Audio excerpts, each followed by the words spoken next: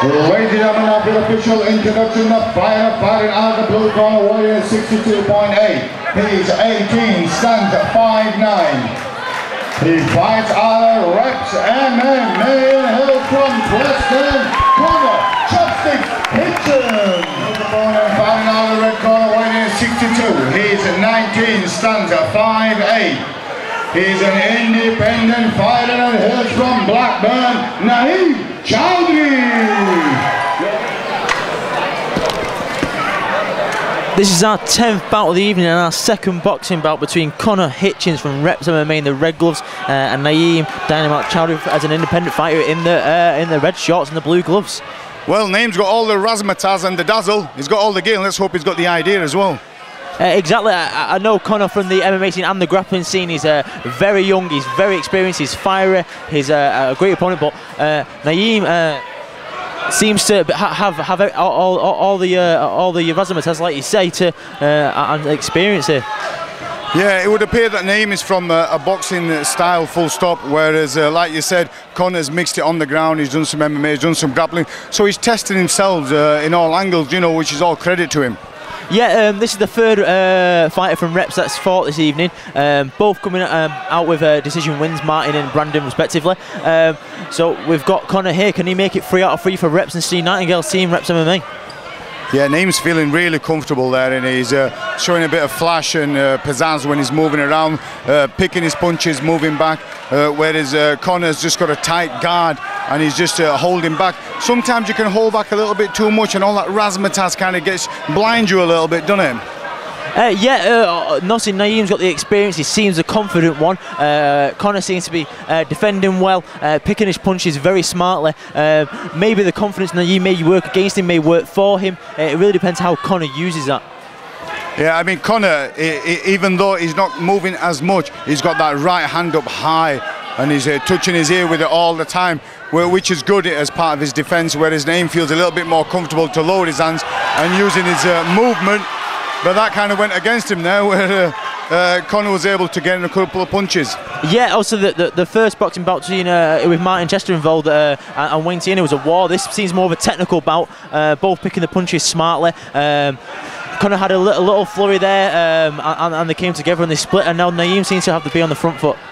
Yeah, I think with Naheem, he likes to just hit 1 or 2, move out the way, hit 1 or 2, move out the way, keep that distance, where I think Connor's kind of struggling a little bit with that, you know, and he's having to find his timing, so as Naheem comes in to counter with it rather than wait and then challenge. Yeah, with regards to the first round, I probably lean towards Naheem.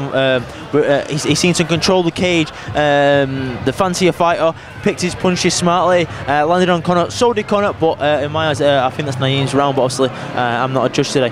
Yeah, I'd struggle to disagree with you there. That's what Naheem has done, he's kept that razzmatazz going, and he seems to have some idea with the gear that he's got as well, so he's doing really well. At the same time, just like with Reps MMA previously, you know, they don't like all that razzmatazz, but they're in there, you know, and they just fight. So this, it's 3 rounds here, so we'll be interested to see how second and third round play out if we get to it. Yeah, with Reps MMA, they're very smart. Steve Nightingale is an amazing coach. He obviously wants to keep his guys active. Obviously, they want to maybe work on one particular thing, maybe a grappling, so they go to a grappling company, what stand-ups so they do, maybe a kickboxing or obviously boxing in this scenario. Yeah, and what better experience there to be able to really mix it and go to someone's discipline who's into that full time and be able to hold your own and hopefully try to get a win out of it as well. Yeah, they're both obviously exchanging. Naheem obviously hit with an uppercut. Connor moved away smartly to try and obviously regain his posture and go again. Yeah, I think with Naheem, he's throwing in quite a few punches, you know, and whereas Connor's having to wait and find the odd one to get that in there, and Naheem seems to have that distance measured now. Yeah, Naheem seems to throw that jab either low from the hip or in doubles or triples. He doesn't just throw one punch. Yeah, and like you said, he's backing it up with something, so he's throwing the jab, he's coming up with the uppercut, he's either throwing the jab and moving back out of the way, so he's constantly working and dancing around Connor.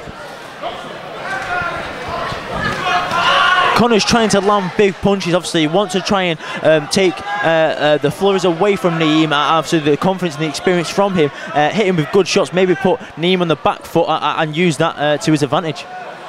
Yeah, I think Conor's using a bit of his cage experience to keep him against the cage, whereas Naheem may not be used to that if he's you know, competed previously in boxing rings.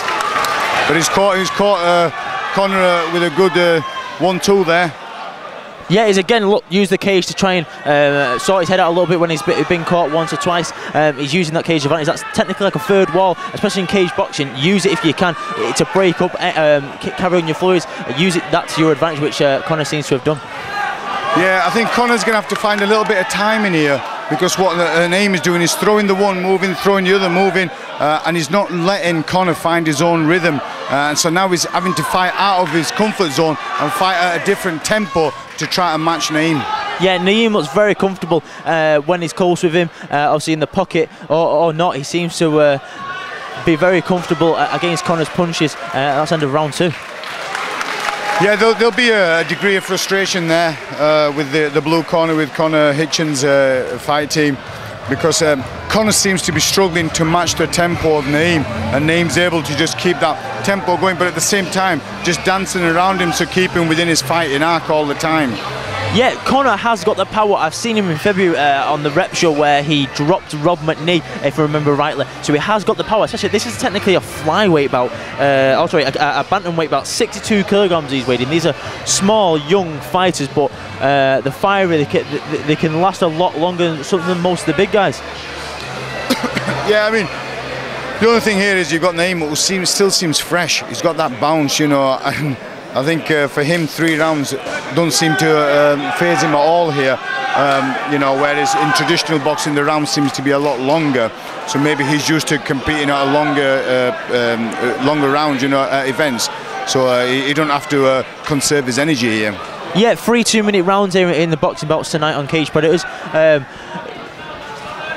Naheem again starts brilliant jabs to lead away with, using that to obviously protect him and then throwing rights to follow. Conor is throwing anything he can to try and obviously rock Naheem to try and bring back the round. I think he needs to finish him though.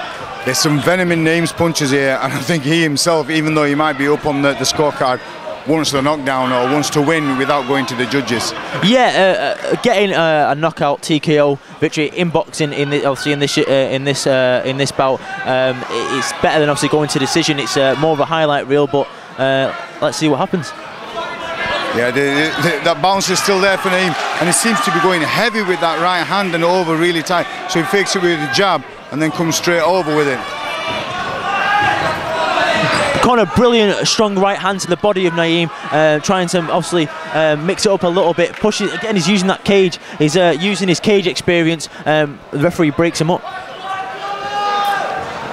Naheem's happy and comfortable to just stand the ground with him. Although Conor did get a good exchange there, got a good body punch in there as well. 4 brilliant shots from the head to the body, mixing it up. It would appear that Naheem is not fazed by Conor's advances with his strength or the speed that he's punching at, and he's just ducking and diving whilst he's there. Conor again using that cage, trying to maybe wear Naheem down. Maybe I'm not sure Naheem's spirits in a boxing bout in a cage, but Conor's trying to use that to his advantage, trying to also use that once he gets into the cage. He should be flurrying now, but just before the referee breaks it, he maybe have a few seconds. He should use that to advantage. I mean, both fighters are going for this, aren't they? Both fighters, you know, they want to really win this fight, and they really don't want to leave it in the hands of the judges. But unfortunately, I think that's the case. It's gone the distance, and we'll see what the judges have got to say. It's gone to the judges' decision. Let's see what they say. We go to the judges' scorecard. We have a majority decision in favour of your winner. In the blue corner, Conor Hitchens.